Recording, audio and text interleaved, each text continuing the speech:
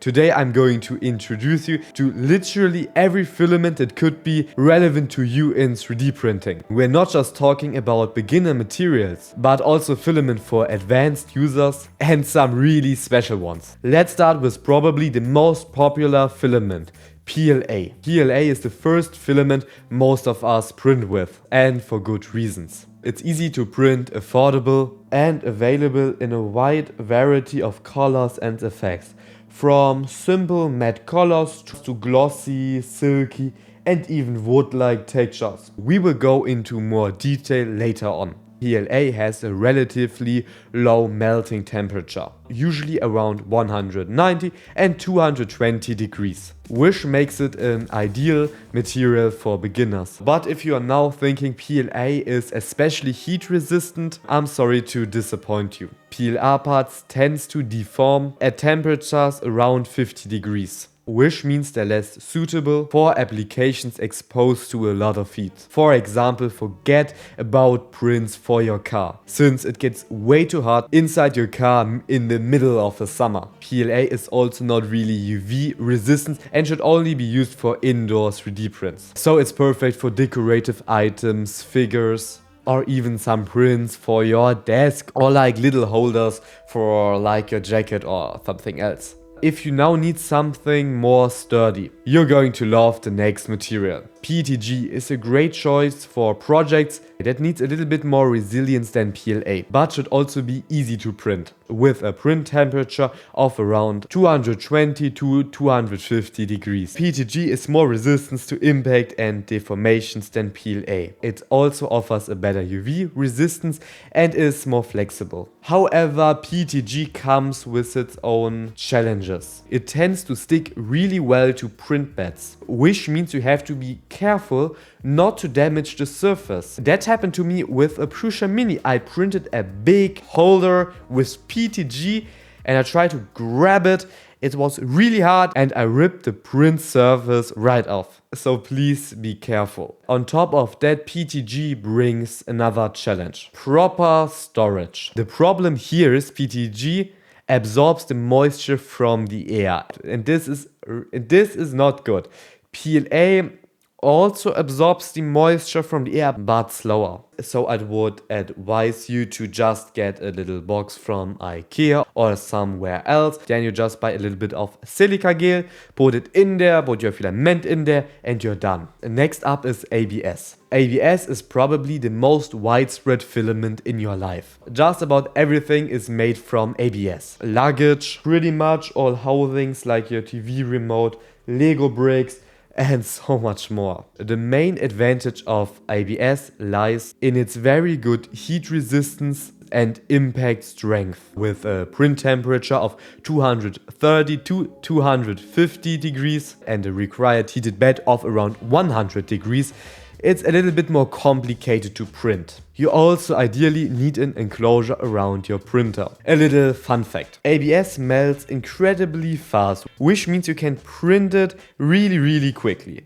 Most Speedbenchies records are printed with ABS. By the way, it's also commonly used for injection molded parts. A major issue with ABS is warping. That's why an enclosed printer is so important to print with ABS. Probably. Also, ABS releases harmful fumes while printing. That's why a good ventilation is so important, so please open your window. So when should you use ABS? ABS is ideal for technical and functional components that are exposed to mechanical stress, especially at higher temperatures. Examples include parts with cars, machines, etc.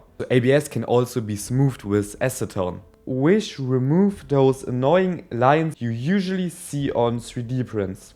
Next we have ASA. ASA is a close relative of ABS, but with significantly better UV resistance. That makes ASA ideal for outdoor projects where parts are directly exposed to sunlight. The print parameters are nearly identical to ABS. The big advantage of ASA is its weather resistance. ASA also wins when it comes to fumes. ASA has significantly less odor and it's not as harmful for your health as ABS. Still, it's super important here to ventilate well and ideally not be in the same room while printing. So when should you use ASA? If you're printing parts that will be used outdoors. ASA is a great choice for garden tools, housing for outdoor cameras, car parts, small signs, and so on. Next on our list is TPU. TPU is a flexible filament that's excellent for parts that require a certain amount of stretchability or shock absorption. You print TPU with a print temperature of 200 to 240 degrees,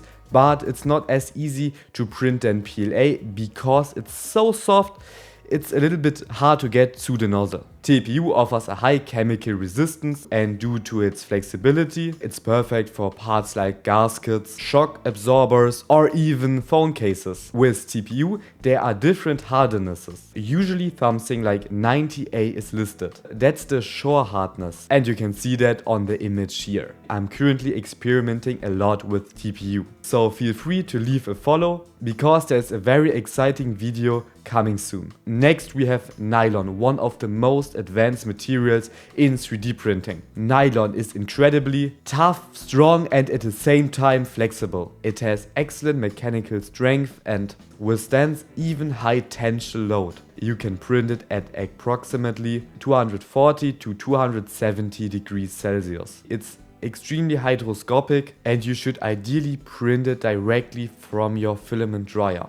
It's really difficult to print and without an enclosure you can forget it. So when should you use nylon? It's ideal for technical parts that need to be extremely resilient and long lasting. For example, gears, functional prototypes, machine parts, hinges and cable ties. However, you shouldn't use nylon for decorative parts because it won't look good. You get with this filament a really industrial look. I personally have never printed with nylon, but we will change that soon. Now we come to polycarbonate. This is an extremely strong and heat resistant material for 3D printing. It has a temperature resistance up to 110 to 120 degrees. It's therefore perfect for parts that need to withstand a lot of heat. For example, it's used for bulletproof glass or certain housings. The material is not really for beginners because it can be hard to print with it. But I need to say, I printed it with a Creality K2 Pro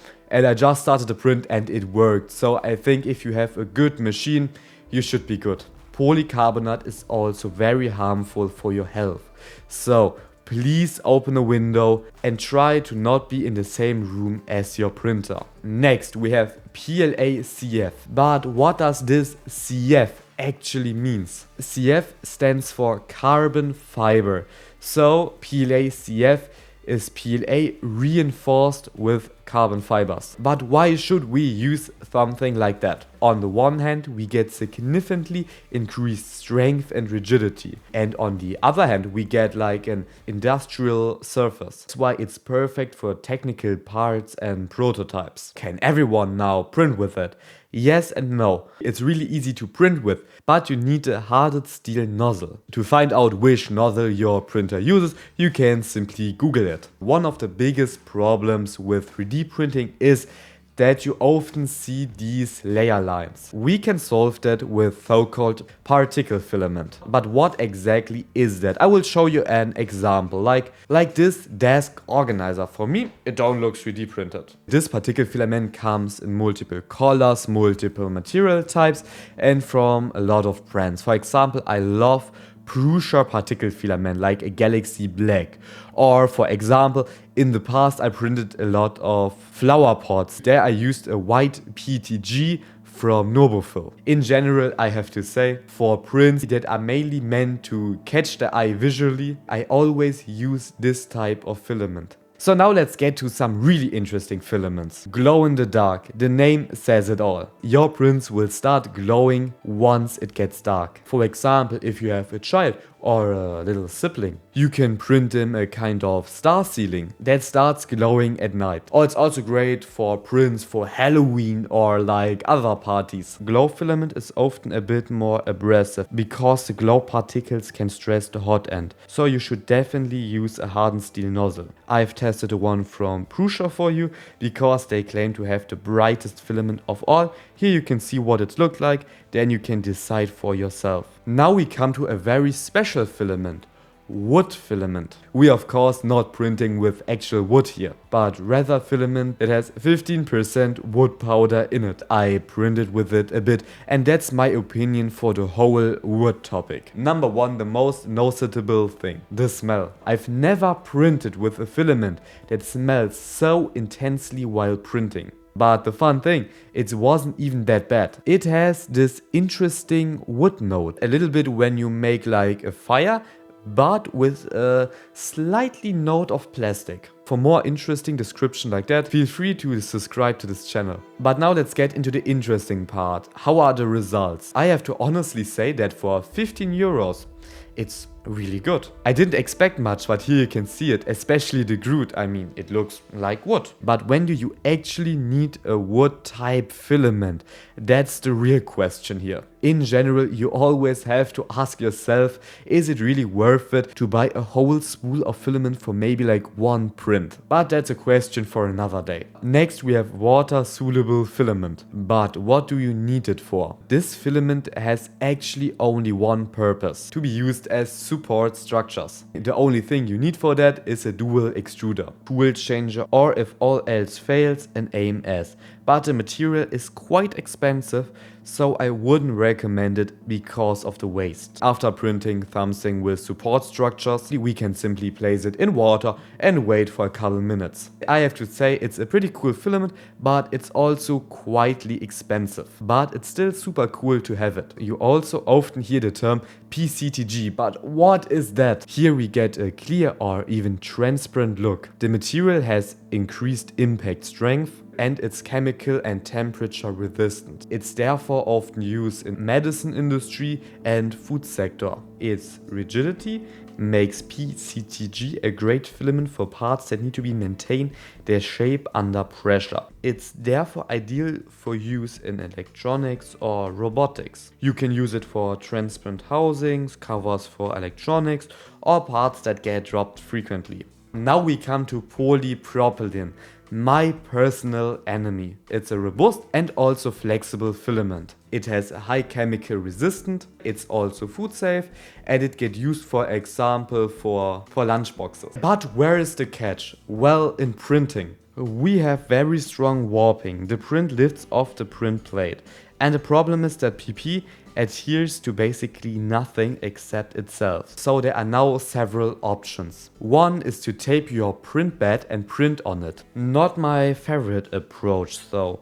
There's another option. Some manufacturers offer print plates that made directly from polypropylene. That's make it significantly easier to print on it. But I would rather advise against this material, but it's nice to know. I know that was endless numbers of materials, but I can recommend always trying a new one. Whether it's TPU, PCTG, feel free to experiment. I've also linked every filament below. And if you want to learn more about 3D design, check this video out and bye.